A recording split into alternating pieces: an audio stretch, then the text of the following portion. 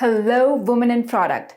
It is so exciting to be on this stage today in front of so many of y'all to share my personal story. I'm Ansu George, a senior product manager working for NextRoll Inc., a company focusing on marketing tech SaaS solutions. To start off, I have a question for you. How many of you pivoted into product management from other careers? I would love to see your responses on the chat box. Come on, ladies, don't be shy. I know we can do better. Well, today I want to talk to you all about my journey to becoming a product manager. It was the year 2015 and I was pursuing my computer engineering in India. The hiring season had begun in my undergraduate college. As a computer engineer, my best option to step foot into the industry was by taking up a software engineer role. As you can imagine, software engineer was the most sought-after role in my class. Having been actively involved in various leadership roles since childhood, and being the person who could get people together to take a project to its finish line, though I enjoyed coding, it did not seem to bring out my true personality and skills. This takes me back to a scene where two of my classmates and I questioned our then situation. Was coding the only job we can do? Doesn't the industry need any creative thinkers? Who comes up with the product ideas? Fellow women in product, I didn't have the answers to those questions then, nor an idea on how to get those answers. Relying on the limited knowledge about the opportunities I had then, I took up a software engineering role at SAP. SAP helped me make the discovery that the decision about the product and features was made by this one individual sitting in San Francisco Bay Area. While looking within the company directory for more information on him, for the first time I read the title, Product Manager. With this new discovery, my career goals were redefined. I now knew what I was looking for. With that win, my first lesson for you today. Self-discovery is key. There is nobody who knows what you like and enjoy more than you do. Take a peek within yourself. Spend a silent evening just thinking and jotting down your interests, your strengths, your dreams. Here are a few steps to help you get started. Number 1, list things you are passionate about. This could include your hobbies, tasks you do as part of your extracurriculars. For me personally, I identified that I liked working closely with people. I enjoyed my computer engineering degree and I loved using tech products. Whenever we planned a project, be it throwing a bachelor party or launching my undergraduate school's yearbook, I loved the process of researching, brainstorming creative ideas and getting people together to work on it.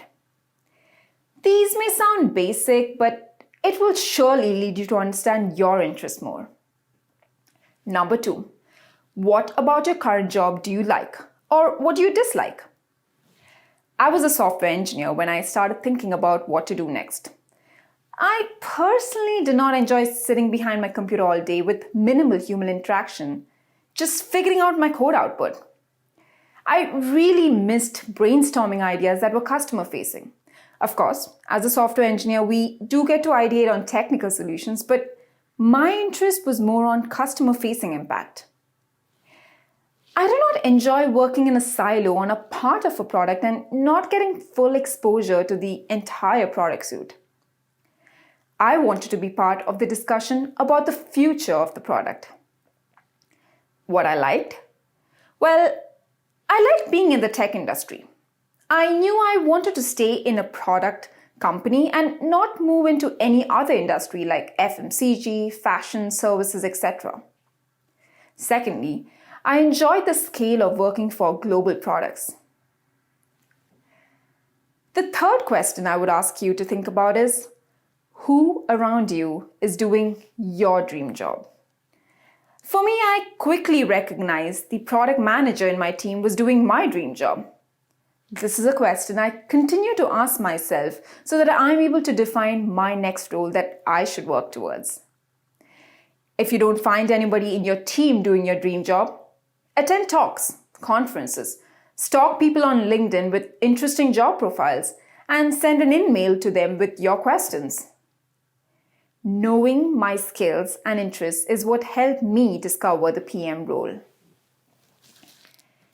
During my time at SAP, I spent several nights feeling anxious thinking about my work and career.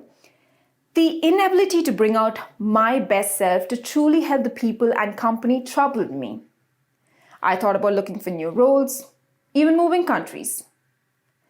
With this lingering thought in my mind, I finally decided to quit my job in October 2017 and move to the United States. I had no clue how I would build my career here, but I was hopeful and confident. Product management was where I wanted to build my career. But nobody picked my resume for product roles because my resume read software engineer due to my experience. The advice given to me was to get my foot into the industry through my skill set of an engineer and then make my move eventually. Guess what? That trick worked and I joined Yahoo as a software engineer, my very first job in the USA. And that brings me to the second lesson. Acknowledge your emotions. They are speaking to you. All the anxiety and frustration was probably lucky for me because it forced me to problem solve for myself and fix my unhappy situation. Moving countries, putting myself out there for a role change, moving companies, whatever it may have been. To help us acknowledge our emotions, I used an old trick from the PM's toolkit, the Firewise Method. My problem statement was, I'm feeling demotivated at work. Why could that be? I don't feel like I'm bringing my best self to work. Why is that? I guess it is because my job does not need me to use my best skills like creativity, people management, customer interaction. Why? My work is focused on completing the technical work of the product features. It does not involve a lot of interacting with cross-functional teams. Why not?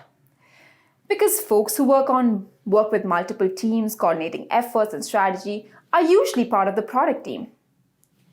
Why is that? Well, product team is the decision maker for the strategy, features, direction of the product should go towards. Thinking through the whys behind my emotions led me to my answer. I should probably consider a transition to a product role. After entering Yahoo, my eyes were set on one goal: transitioning to a product manager role soon. I would keenly listen into every discussion, try to understand who the decision makers were for the product. If someone was a PM in the org, I would stalk them on LinkedIn to understand their path to becoming a PM. Around that time, I was fortunate to talk to two women. One, a PM within Yahoo, and the second, a PM I met at a WIP event. Both these individuals told me that the best way to move would be to move within your organization, because then you will know the product thoroughly and you would have built your reputation within the team. Putting this advice to use, all my focus was towards trying to make this transition within my org. It had only been 6 months since I'd started at Yahoo, but I started pitching my career goals to all the relevant folks. That brings me to the third lesson. Ask for help and advice. There are lots of people out there who would have gone through your similar experience and they would have a lot to offer. These may be your colleagues, folks you find on LinkedIn, or conferences like the Women in Product. I often send out intentional emails to folks I find interesting and who would be great to chat with. Of course, if you send out 10 emails, you may get 2 to 3 replies, but those few interactions can help you gather more information to make your next move. In my story, I knew the decision maker to help me move into product was the VP of product. I had to chat with him first. I was not great at making small talks with people at work and building relationships. It was nerve-wracking for me. But I pulled myself together and sent him a message asking if he would be up for a chat with me. I spoke to him for a good 60 minutes, letting him know that all the work I was doing and my aspiration. I quickly understood that he was encouraging of the ideas and I had his blessings. But he said I should chat with the head of product who reports to him. I need to pave my way to make more people want to hire me. My next task at hand was speaking to the head of product. I had rehearsed my script several times in my mind. But when we spoke, it did not really go the way I wanted. She had come from a background where she was an engineer for a few years, after which she completed her MBA and then pivoted into product management. She suggested doing an MBA would be the best way to pivot. But I still believed that I could make the jump without an additional degree or an MBA. I shared my frustration with my then engineering manager. I was clear. I wanted to become a PM. I suggested if he could help broker a deal where I could shadow a PM and do a 20% project with them. So he connected me with a PM and asked her if I could help her out with any of her tasks. And friends, that's how I wrote my very first PRD. I worked throughout the weekend to create the most detailed PRD possible. Now, remember the head of product who I previously mentioned? She slacked me saying she read the latest PRD and asked me if I had help with it. I told her yes, I wrote it. She told me she was really impressed by the detailed documentation and creative thinking. She asked me if I was open to spending more time on such PM tasks, and if yes, she would rather have me focus on some key projects. And there, guys, the trust of the decision maker was won. For the next few months, my focus was on diligently working on my engineering and PM tasks. The struggle was real. Shuffling between my engineering and PM tasks, gaining the trust and respect of engineers with whom I was working as a part-time PM was a challenge. Doing a 20% project was a brand new concept in my organization, so I had to be extra vocal about my goals to all the relevant stakeholders. I often had to clarify in a room full of engineers that I am the PM on the project and not an engineer. Slowly but steadily, I did establish this fact. Ladies, there is no unsolvable problem, be it in your business or your career. Think outside the box to creatively convince people about your aspirations. Don't be stuck doing what everybody else is doing. Your background or your experience will not matter if you showcase yourself with utmost passion. After about 8 months of working as a part-time PM, the head of product called me to a meeting room. She asked me, "Would you like to move full-time into a PM role?" I said, yes, I definitely want to move into product management. That is where I see my career growing. I remember walking out of that room trying to control my smile. She had finally popped the question, and I said yes. I walked down the corridor, and in my mind, I was doing my happy dance. It went something like this. I'm a PM, I'm a PM, I'm a PM. My next lesson for the day is only open mouths get fed. Constantly advocating for myself and my work is what got me the offer. Putting myself out there with my asks was not easy at all. Sometimes it was embarrassing asking for the same ask repeatedly. But keeping at it is what helped me achieve the final goal and be offered the role with a raise. Before my official move, I was misguided that moving into product would be a step down for me and I would have to take a salary cut. I was prepared for it because I knew my passion lied in product and that's where I saw my career growing. But I knew I needed to do my research and be prepared and comfortable to negotiate my worth when the time comes. That brings me to to my last lesson. Learn to value yourself. Do not second guess and think you are lucky to be getting the opportunity. Prepare to negotiate and be paid for your value. Very often, we shy away from telling our salaries to friends who might need help. Some of my friends were very transparent about their compensation, and that is why I knew what I was worth.